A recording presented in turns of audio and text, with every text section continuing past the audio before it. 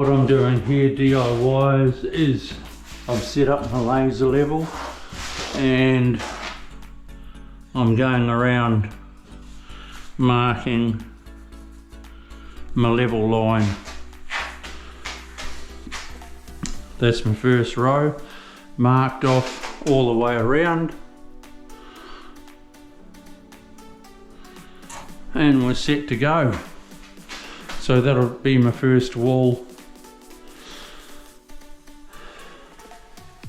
I usually do the walls as soon as you walk in the door, but I need to do this one because it's my set out off the shower.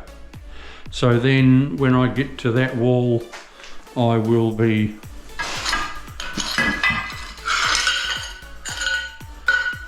sorting out the length of my full tile and using my laser level to laser level through, and then I'll be going up. But I'll get this one done first. Okay. See you soon. Subscribe and learn heaps.